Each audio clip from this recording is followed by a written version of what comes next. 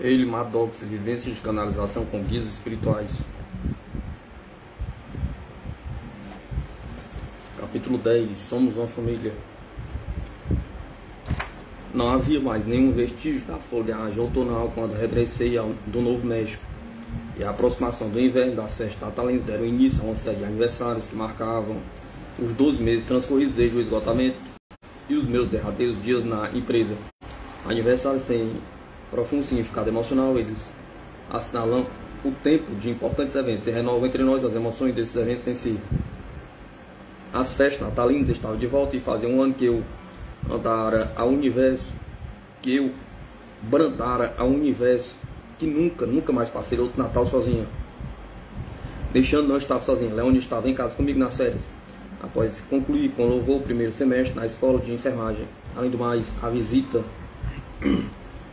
semanal de Christine caía no dia 24 de dezembro. Então ela estaria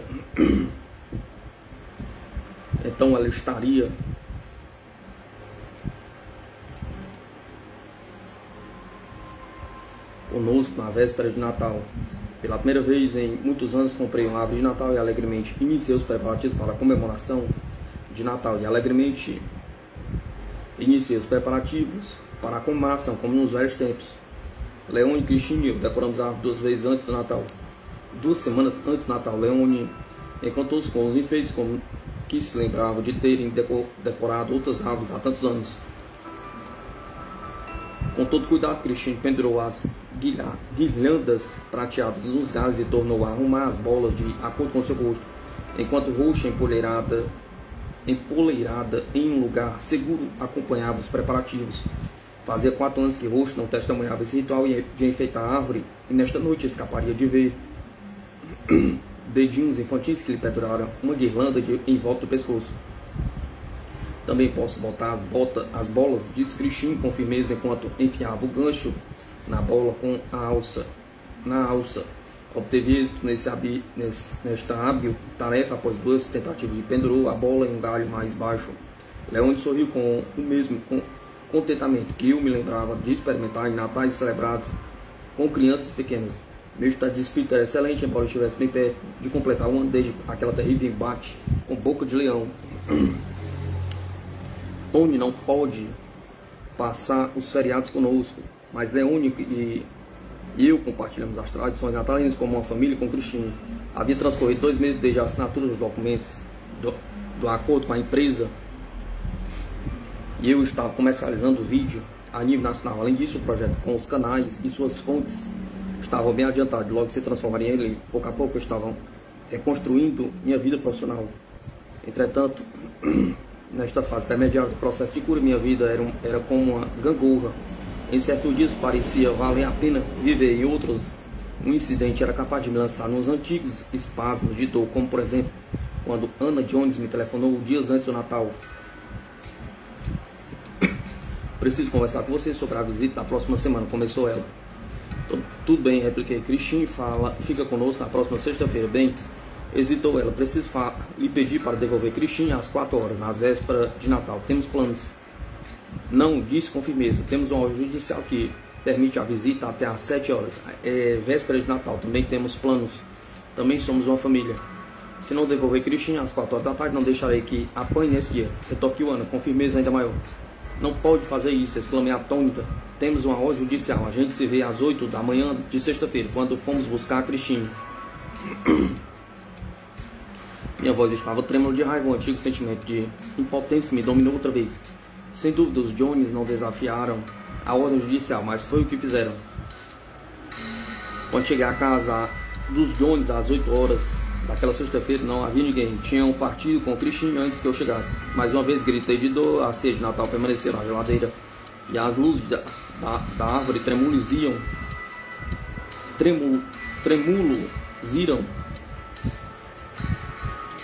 sobre presentes que não sentiram dedinhos tocá-los naquela noite, naquele dia.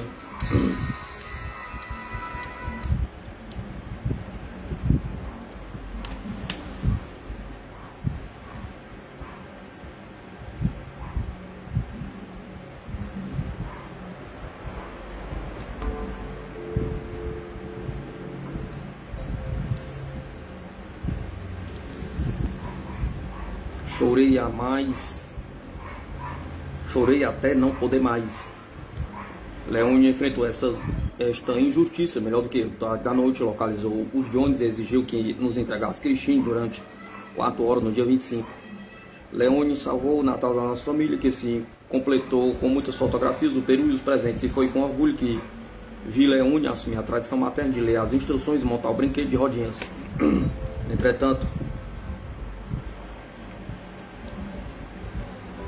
a sorte estava lançada e teríamos de recorrer à justiça de novo para exigir o cumprimento da ordem judicial e também apresentar uma petição para ampliar o número de visitas. Assim começou a odisseia de estender o processo de cura ao sistema judicial. A advogada Andréa foi substituída por outra, Beatriz, que em 4 meses nada fizera com o caso de Leônio, a despeito de insistentes telefonemas e solicitações. Como se poderia substituí-la por um advogado que se interessasse por este caso? Converse com o juiz, sugeriu o funcionário do tribunal. Ele atende pessoalmente quem tem casos pendentes em sua corte 1 noite por semana. Quer dizer que basta entrar na sala do juiz para falar com ele particularmente? Apertei, gaguejei. Nunca ouvi falar de um juiz com quem simples mortais pudessem conversar.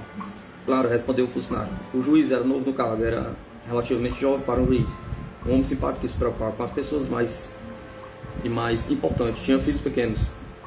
Estou tentando tornar esta corte mais acessível à população para que possamos servir melhor, explicou o juiz Jamison. Quando folheou rapidamente a parte com os autos do processo para rememorar os detalhes do caso e da ordem judicial. Sim, percebo que a advogada Beatriz não tomou nenhuma providência com relação ao seu caso, Leônio. Disse ele, vou designar Constância a marcar a data da audiência para aqui a 2 meses. Ao longo do inverno prossegui a inexorável sucessão de aniversários dos acontecimentos ocorridos há 1 ano. Enquanto eu continuava alternando cura e depressão, o esgotamento representava um horror de sofrimento terrível. Demais para lembrar, sofrimento que envolvia o meu corpo físico, qual uma armadura. A fase intermediária da cura me lançava em uma região indefinida, nem completamente doente, nem completamente saudável. A depressão é uma doença frustrante, cujo processo de cura descreve um zigue-zague de avanço e repouso. Eu estava atravessando uma terra de ninguém, coalhada de minas. Bastava esbarrar em uma delas para dissipar a dor e as raivas passadas. Você viu o último exemplar da New Age Exchange? Indagou minha amiga de Massachusetts em um dos nossos telefonemas. Está ótima. Não a mandaram para mim, respondi. Senti a primeira pontada de dor. Vou xerocá-la e mandar para você, propôs-me ela. Não quero ver, seria doloroso demais, disse com veemência. Mas já faz 1 ano, argumentou ela. Deveria estar feliz com o fato de ainda a publicarem. Pois não estou, não foi justo. A dor trespassou-me outra vez. Era extremamente doloroso para mim saber que a revista continuava sendo publicada por gente que eu amava, mas que me abandonaram. Se estavam pondo à prova meu desapego pela revista, fracassei neste teste. Fracassei em muitos testes nessa temporada, de altos e baixos. É uma sorte muito grande que as forças superiores reconheçam o mérito dos pequenos êxitos e permitam vários exames de segunda época nos casos de reprovação. As palavras da senhora quanto ao papel do ego ressoavam em meus ouvidos. Era necessário ter um ego saudável para atuar neste mundo, dissera ela. Entretanto, o ego é como uma criança, não deve ser deixado e não se deve deixá-lo assumir o comando. O meu ego ficará aos pedaços, mas alguns destes fragmentos exigiam que eu os reunisse no padrão original, tal como os clássicos diálogos entre o demônio e a consciência. Um ego mundano e aos pedaços ainda batalhava com a alma, enquanto eu lutava para servir de mediador para os dois. Foi terrivelmente errado o modo como me trataram, vociferou o ego. Certo, mas você pediu que houvesse uma transformação e eis a oportunidade, replicou a alma gentilmente. Não me lembro de pedir transformação nenhuma, protestei. Em sonhos, minha querida, em sonhos, nesse estado durante as horas do sono, das quais você e eu nos reunimos para avaliar como vai a sua vida. Como vai esta vida, explicou a alma. Mas tenho dado um duro tão grande, lamentou o seu ego. Isso foi escolha de Eileen, replicou a alma. Foi tudo escolha dela, ninguém lhe pediu que trabalhasse até quase sofreu um esgotamento. Mas a empresa estava a um passo do sucesso, argumentou o ego. Eileen realizou muitas coisas e foi notado e creditado a seu favor. No entanto, não me venha com essa conversa de sucesso ao meu nível. Ele sabia que a luta era grande demais, tal como Abraão lhe confirmou. Ao meu nível, ele sabia que estava ficando muito doente, tanto do ponto de vista físico quanto emocional. Não, eu não. Você ignorou os meus avisos na noite em que voltava para casa, após a festa da pré-estreia. Deixe-me continuar. Ao meu nível, você sabia que o preço a pagar pelo que define como sucesso, entre aspas, era alto demais. Estava procurando um jeito de cair fora, ao nível da alma. E aquelas pessoas lhe ofereceram este jeito, mas a crueldade, desde que as flores lidem com a questão da crueldade, lembre-se de que estou trabalhando com suas almas e também com você. Acha que ligada como estava ao que criara, algum dia aprenderia a lição do desapego, se não a pusesse para fora da empresa à força? Pergunta. Mas foi acusada injustamente. Desde que as almas delas lidem com a questão das acusações, insistiu a alma pacientemente. Caberá às flores toda a responsabilidade pelo fracasso inevitável da empresa, devido aos seus impulsos destrutivos, enquanto você sairá disso fresca e perfumada como uma rosa. Grande consolo, respondeu o ego amuado.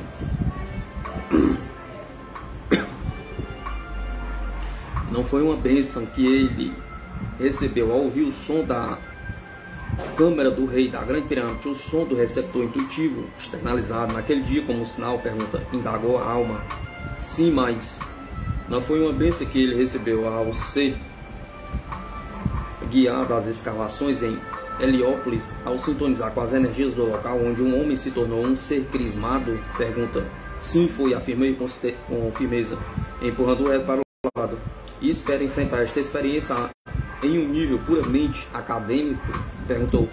Bem, muito pelo contrário, ao meu nível, você concordou em acelerar a sua evolução espiritual, disse a alma enfaticamente, mas não foi abençoada com o privilégio de fundar uma escola de mistério em nossa época, um laboratório vivo para a consciência do Cristo, que chamou de empresa? Pergunta.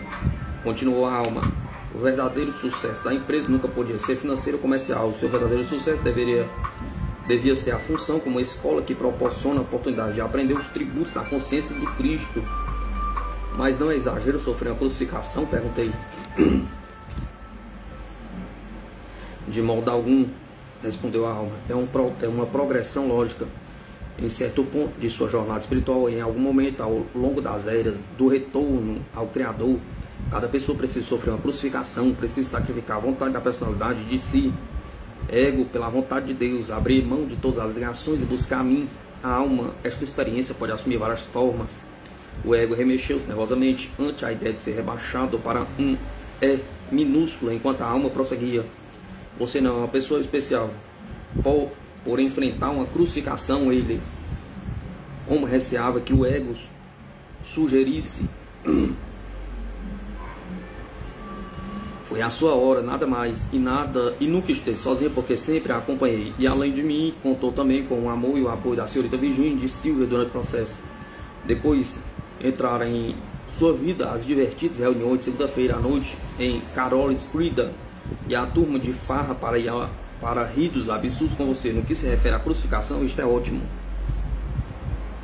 A alma estava certa a respeito do que disse o ego. Eu sabia que recebera cuidados, amor e proteção no ano anterior. Lembre-se do dia em que escreveu uma lista de todas as flores que participaram ativamente da sua crucificação, indagou a alma. Eram 12, não? Isso foi uma mera coincidência? Isso não foi uma mera coincidência, e sim um sinal para que aceitasse a sua crucificação como uma chance de se transformar, de despojar o ego do seu status alterado e abrir a comunicação comigo. O ego e eu nos fitamos e o seu começou a encolher. Lembre-se do dia em que sentiu uma dor estranha no meio do lado direito do peito? Pergunta. Um círculo de dor com mais ou menos o tamanho de $1 de prata sobre a pele era intenso bastante para que o sentisse, acrescentou a alma. A dor parecia penetrar na pele e nos músculos até chegar ao osso e perdurou por umas 3 semanas. Você soube de imediato que era outro sinal para que aceitasse a realidade da crucificação e aprendesse a perdoar. O ego estava sumindo e me deixando eu enfrentar isso sozinha. Posso ter mais tempo? Perguntei. Tenha o tempo que quiser, não vou a parte alguma, replicou a alma calmamente. Mas você tem a obrigação de concluir o que concordou em realizar por si mesma. O meu isolamento vai terminar se eu o fizer? Perguntei. Na esperança de fazer uma barganha, a alma não engoleria essa. Lembre-se do sonho que teve com um envelope branco? Pergunta. Naquele sonho, o contador enviou à empresa um grande envelope branco cheio de papéis. O envelope passou direto por você a caminho da empresa e você soube de imediato que o processo de contabilidade espiritual começara para as flores. Isso é tudo que precisa saber a respeito delas neste momento. Não se revolte contra o seu isolamento e a sua oportunidade de melhorar o relacionamento comigo. Aquela parte de você que nunca esquece a nossa herança divina, durante o que você chama de isolamento, entre aspas, lhe será contado em sonhos e mensagens tudo que precisa saber sobre o que está acontecendo na sua vida e no mundo exterior, com a condição de sintonizar comigo, a alma. Ouvi algumas mensagens, me lembro de vários sonhos importantes. Como vai o meu progresso? Indaguei. Não dou notas de avaliação, respondeu a alma. Aproveite ao máximo este período de sua vida, porque não durará para sempre. O progresso obtido nesta fase pode conduzi-la a uma vida renovada, a uma vida plena. Os proveitos alcançados nesta fase deverão ampará-la quando a sua vida se encher novamente de compromissos que exigirão muito de você.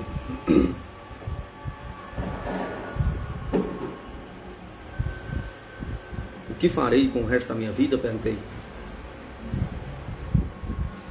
Mais do que pode imaginar, respondeu a alma. Foi a resposta da alma. Algum dia vai se lembrar destes dias de sossego com profunda saudade. Aceite-os com a sua bênção. Durante a temporada de altos e baixos, a senhorita Virginia ficou especialista em servir de mediadora para o ego e a alma. Os esforços conjuntos da alma e da senhorita Virginia estavam levando o ego a bater em confusa retirada, enquanto seu status alterado baixava semana a semana. Entrar na casa da senhorita Virginia era o mesmo que ao encontro da cálida cordialidade de um amigo alegre. Na maioria das semanas ela estava na cozinha, preparando o chá, o café para nós. Muitas vezes começava a cantarolar a sua música preferida. Sem uma canção o dia não seria completo. Embora possuísse uma voz forte e profunda, não era uma cantora, mas sim uma criatura positiva a transbordar a vitalidade. Sua própria vida tivera uma cota de tristeza e desilusões, e a alegria de viver dela evidenciar uma profunda espiritualidade. Eu empurrava o carrinho de chá pelo corredor até o consultório, enquanto ela acomodava Beauty, sua encantadora cachorra, em um canto da sala. Beauty também já ouvira todos os desafetos e preferia dormir calmamente enquanto a dona trabalhava, dependendo da estação do ano. Havia flores na mesinha do centro, junto com várias bugigangas e um quadro emoldurado com o tema que se relacionava com a fé espiritual da senhorita Virginia. Uma dúzia de retratos de família emoldurados que se achavam expostos em um canto do consultório sugeriram que ela herdara uma vida familiar de grande união e amor. E a mesa em desordem era a comprovação da vida extremamente agitada que levava. Houve risos e amenidades antes que a sessão começasse, mas a atmosfera mudou tão logo a senhorita Virginia sentou-se na poltrona. A cura era o trabalho sagrado para ela e aplicava todos os seus talentos na prática desta arte. A senhorita Virginia era uma mulher alta com o cabelo branco bem afastado de um rosto onde os grandes olhos castanhos sabiam expressar a menor emoção, olhos que podiam assumir uma distante sabedoria quando sintonizava com sua orientação interior, e transmitia a pergunta. Estou ouvindo direito? Pergunta. Quando era necessário ser diplomática. Seus olhos podiam transmitir compaixão, registrar indignação ou exibir uma expressão paciente quando estava mais do que na hora de mudar de atitude. Fazia um ano que iniciáramos o trabalho de cura e notei com desânimo quanto a minha pasta engordara. Quando vamos queimar essa pasta? Brinquei com indispensável frustração, imaginando quando eu receberia o meu certificado de sanidade. Uma pasta daquela grossura significava que eu estivera muito doente e o ego não gostava de admitir isso. A senhorita Virginia encarava a minha frustração como uma oportunidade de trabalhar no fortalecimento do meu amor próprio, que estava tão fragmentado quanto o ego. Deixe-me olhar para você. Começou a senhorita Virginia. Ela só precisava me fitar para perceber que era o meu estado de espírito. Como vai o seu projeto com os canais? Perguntou. Muito bem, creio, respondi. Concluí várias entrevistas e cheguei até a ser convidado a passar a noite na casa delas. Parecem confiar em mim, embora nunca tenham me visto antes. Os olhos da senhorita Virginia espelharam falsa surpresa. Confio em você? Pergunta. O que isto lhe diz a seu respeito? Que sou digna de confiança, respondi. E também que gostam de você, acrescentou a senhorita Virginia. O que mais diz? Pergunta. Que mereça a estima das pessoas. E como reage às coisas que escreve? Perguntou a senhorita Virginia. Até agora gostaram bastante, sem dúvida. Têm sido pacientes em todos os meus rascunhos, respondi. E o que isso lhe diz sobre o que acho das suas capacidades? Perguntou ela. Sabe que sou boa escritora, afirmei com orgulho. E estou melhorando. E o que mais? Insistiu ela. Que utilizo o meu material com absoluta integridade. E o que lhe diz sobre você? Indagou ela. E o que isto lhe diz sobre você? Que sou uma pessoa íntegra, respondi. Apesar de que as flores pensavam sobre mim. E por aí fomos. A senhorita Virginia anotava toda a qualidade positiva que eu mencionava. A alma mantinha o ego em silêncio. O ego inalterado precisava reconhecer as melhores qualidades que me ajudariam a reformular a minha vida profissional, ressurgir no mundo exterior com confiança.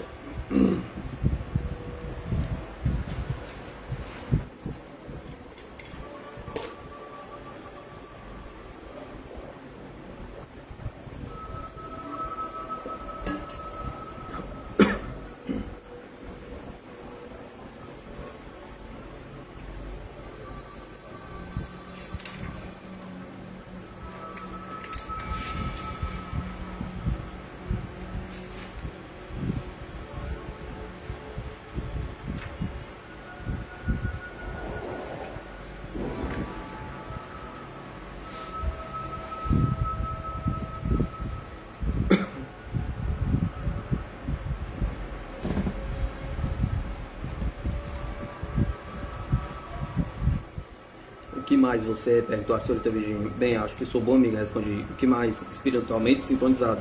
O que mais? Honesto, bondoso, gentil. O que mais? Boa com meus gatos. O que mais? A senhorita Virginia estava querendo chegar a algum lugar e eu não sabia onde. Ela concordara com tudo que eu dizia, mas eu tinha certeza que não estava dando a resposta desejada. Vá mais fundo, disse ela. O que mais você vê? O que mais você é? Bom motorista, boa vizinhança? Pergunta. Ela estava atrás do que? Pergunta. A senhorita Virginia encarava-me com um ar de expectativa, os olhos lançando os desafios. Seguiu seu embaraçoso e eu estava empacada.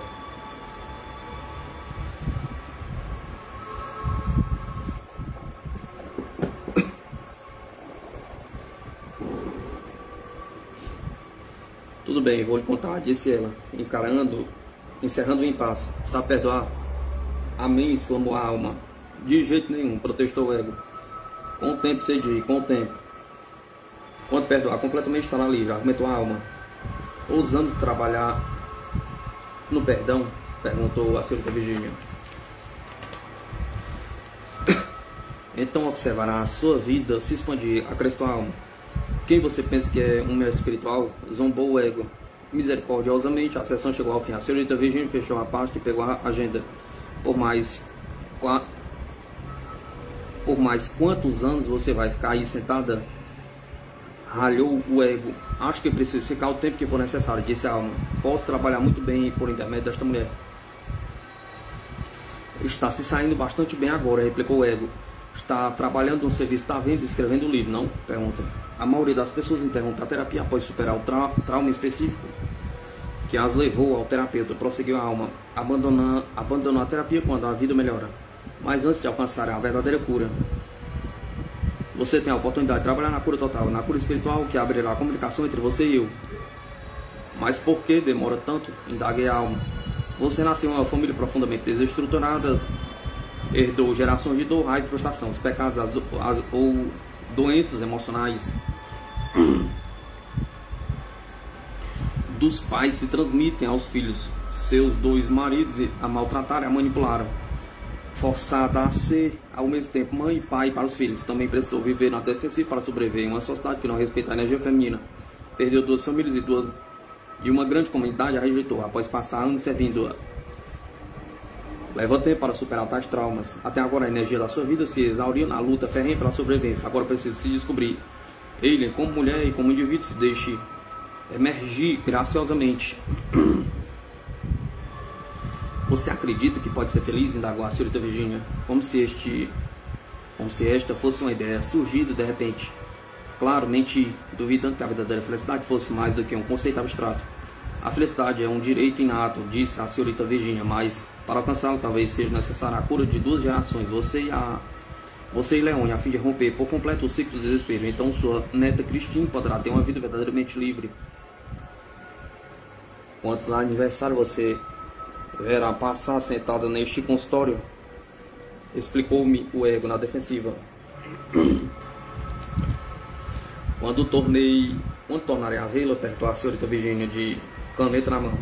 Marque a data, dei-lhe um grande abraço e parti bem mais animada. Como sempre, os gatos aguardavam com ansiedade que eu abrisse a porta enquanto cheguei em casa. Desta vez, Rox estava do lado de fora e entrou correndo na minha frente. E Black estava do lado de dentro, disparou porta afora. Assim que abri com cuidado, passei sobre duas criaturas peludas. Passei pelo aparelho de televisão com o videocassete na sala de visitas, a caminho da escada para o escritório. Por mais de um ano, o videocassete zombara de mim em silêncio, me desafiando a descobrir seus segredos. E eu fugira do desafio. Teria sido mais fácil programar a grande pirâmide para abrir as portas secretas das salas de registro do que programar aquele videocassete. Entretanto, hoje era diferente. Se eu fosse uma pessoa curada, não teria capacidade de ler as instruções e segui-las sistematicamente, pergunta. A lembrança de minha capacidade de manejar o videocassete era também a lembrança do meu esgotamento. E era preciso substituí-lo por novos sentimentos de sucesso. Era hora de enfrentar o problema. Liguei o aparelho, até agora tudo bem. As luzes vermelhas brilharam, me estimulando a prosseguir. Seleciono o modo de programar um aparelho. Isto exigiu alguma decifração. Examinei a fileira das teclas e as comparei ao diagrama do manual. Parecia haver uma certa semelhança. Após muita comparação, identifiquei o seletor de modalidade. Empurrei para a direita e passei para a etapa seguinte. Aperte a tecla do número do programa. Isso se referia ao primeiro programa, cuja gravação eu estava programando. Fácil. Ajuste o tempo e a data. Feito. E agora eu tinha marcado o tempo para o início da gravação. Aperte o teclado de conclusão. Ótimo. Ajuste o tempo. Isso significava o tempo que duraria a gravação. Segui diante. Ajuste o número do canal. Tudo estava indo muito bem. Volte o seletor para o meio. Basta colocá-lo na posição inicial. Eu era um gênio em eletrônica. Aperte a tecla do número do programa para confirmar. Estava tudo verificado. A data, o tempo, o canal a ser gravado. Inseri a fita virgem e esperei. Esperei enquanto nada acontecia. O tempo programado passou e nada aconteceu. O videocassete programado permaneceu mudo. Bem, eu não me esquivara ao desafio da Inquisição e agora me esquivaram deste videocassete. Repeti todas as etapas várias vezes, comparando o manual com as teclas do painel de controle. Eu obtive algum progresso. Eventualmente atingi um ponto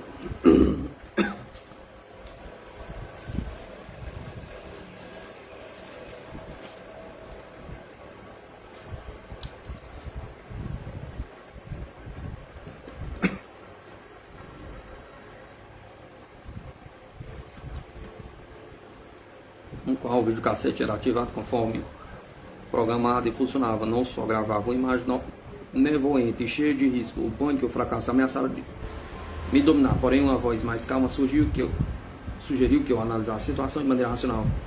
De cada etapa foi executada corretamente. O videocassete não estava gravando nada na televisão. O problema devia ser a ligação entre os dois aparelhos. Uma vendedora muito paciente na loja onde eu comprara o videocassete ouvi a minha reclamação. Sim, o problema estava na ligação, concordou.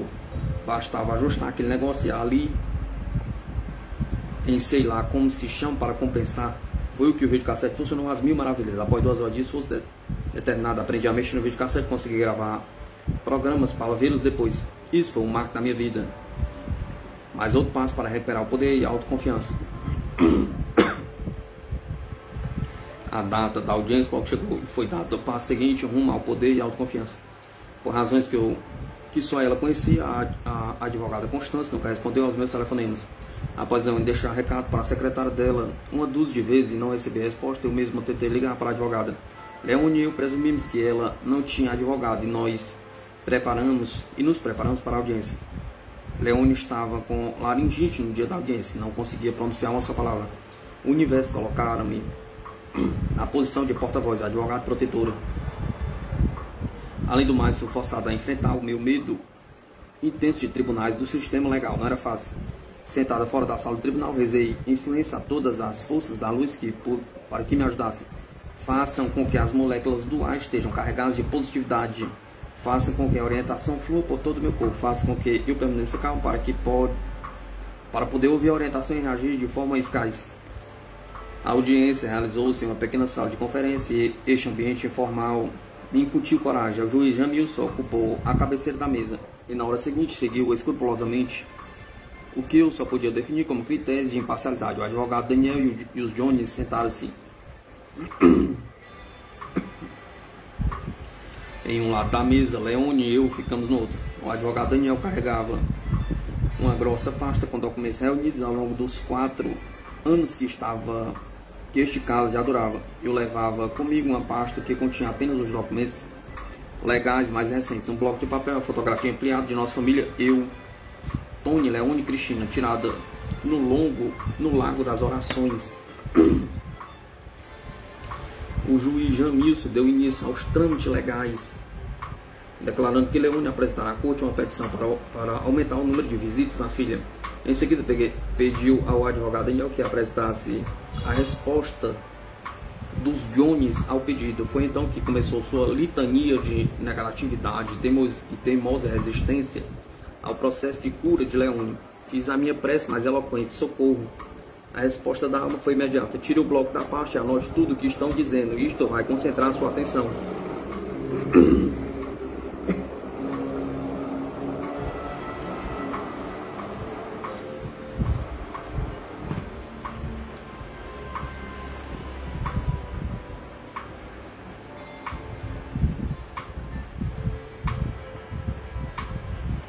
Mantê-la calma me permitia refutar cada declaração.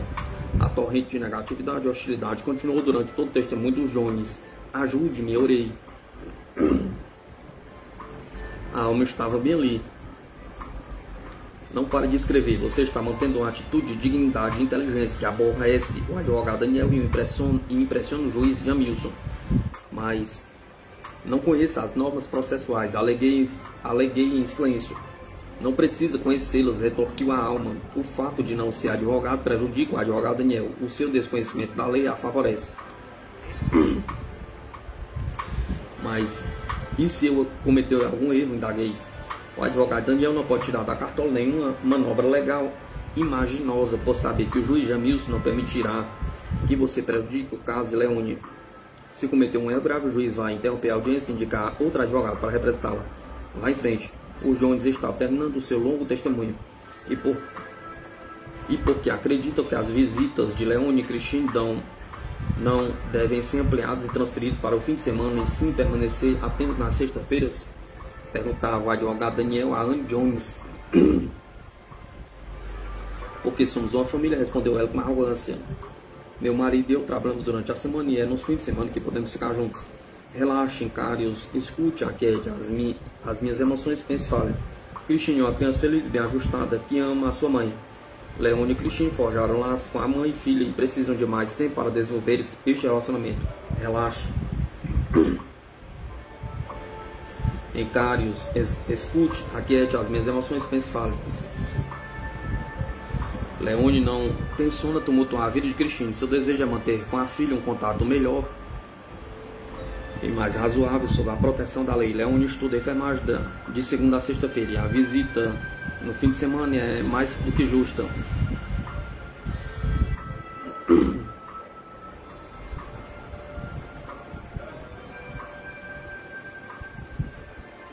Relaxe, encare-os, escute, aquiete as minhas emoções, pense e fale.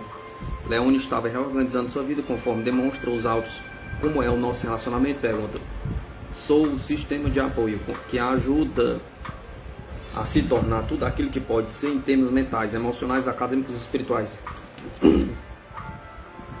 Relaxe, encare-os, aquiete as mentes, aquiete as minhas emoções, pense e fale. Você questiona as minhas crenças religiosas porque trabalho com canais. Acredito que a vida sobrevive à morte e acredito na cura. Duas crenças básicas do cristianismo. Relaxe, encare-os, escute, aquiete as emoções, pense e fale.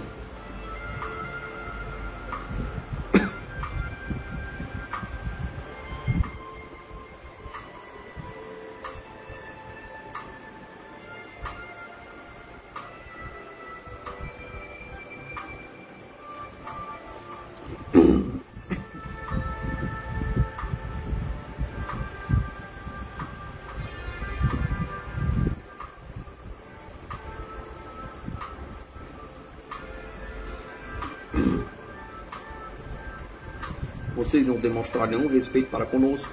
Como família, também somos uma família, embora a nossa seja menor do que a sua. Cristina é pai integrante da nossa família. Somos 4. Deixe-me mostrar-lhe a nossa família. E com um floreio de uma prece, tirei a fotografia da pasta e a entreguei ao advogado Daniel e depois ao juiz. Quando tirar esse retrato? Perguntou o juiz Jamison. A expressão do seu rosto transmitia respeito e admiração por mim. Há alguns meses, quando Tony esteve em casa de licença, meu filho é médico do exército. Respondi com orgulho. Bom trabalho, disse Aldo. Por enquanto, chega. Ouvi dois depoimentos inteiramente diferentes sobre este caso, disse o juiz Jamison, exasperado. Assim sendo, de acordo com a lei estadual, não me resta outra opção senão indicar um advogado para representar Cristina e lhe permitir que examine este caso e apresente um relatório por escrito à corte. Este caso será julgado após a conclusão do relatório. Este triunfo era animador. Minha capacidade de me comunicar com a alma em uma emergência e seguir sua orientação indicava as ilimitadas possibilidades para uma nova vida. Entretanto, a gangorra prosseguiu. Após a audiência, vinha a reunião anual com os acionistas da empresa. De certo, alguém me ligaria desta vez, pensei. De certo, alguém iria lembrar de mim, imaginar o que acontecera comigo, imaginar como eu estava, mas ninguém o fez. A dor da rejeição e do abandono me inundou de novo. 2 meses depois veio o aniversário mais difícil de todos, o da Inquisição. Com a proximidade da data, as lembranças daquele dia e daquela noite terríveis, quando tive a vida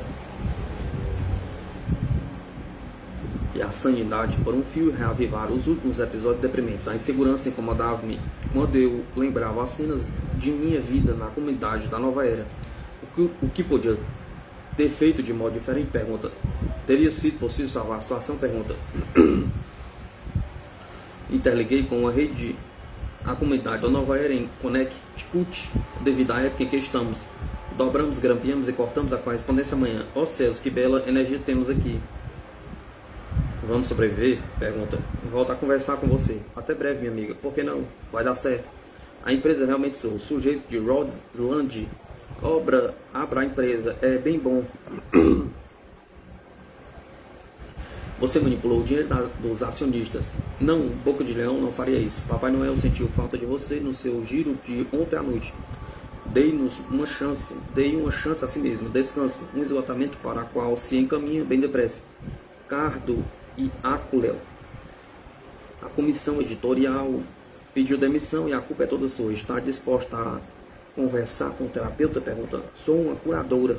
Quero justiça, a carta, o microfone e as pétalas, amor e luz. O que você quer? Memories.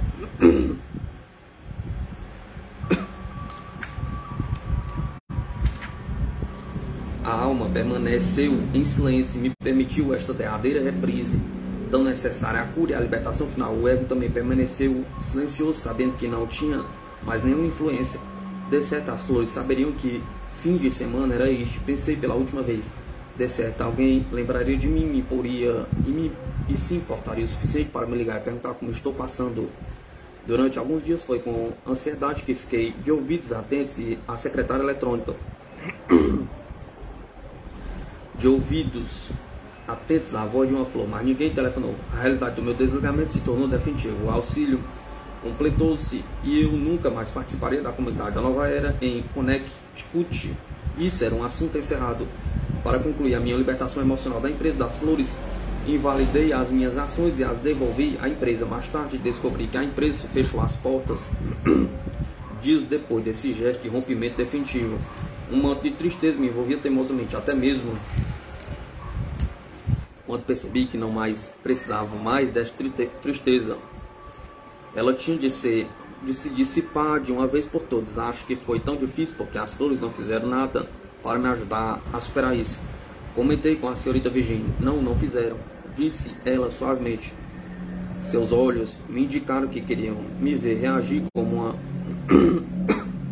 pessoa curada, e esta resposta não vinha rapidamente. Devagar proferiu as palavras que encerrariam esta fase do meu processo de cura. Execute com atenção, começou ela. Poucas pessoas passariam pela experiência que você teve com a empresa e voltaria ao trabalho, como é o seu caso. Poucas pessoas sofreriam o que você sofreu e preservariam a confiança. preservarem a aparência física, como é o seu caso. Minha aprovação terminou naquele momento. Nosso trabalho de cura prosseguiria por mais algum tempo, mas eu me sentia uma pessoa livre, com um futuro pela frente. As lembranças do passado nunca mais impediram o meu progresso rumo ao futuro. A cura emocional alcançada através de uma longa série de avanços e recursos era minha, a felicidade viria a seguir. Ele, Maddox, vivência de canalização com guias espirituais.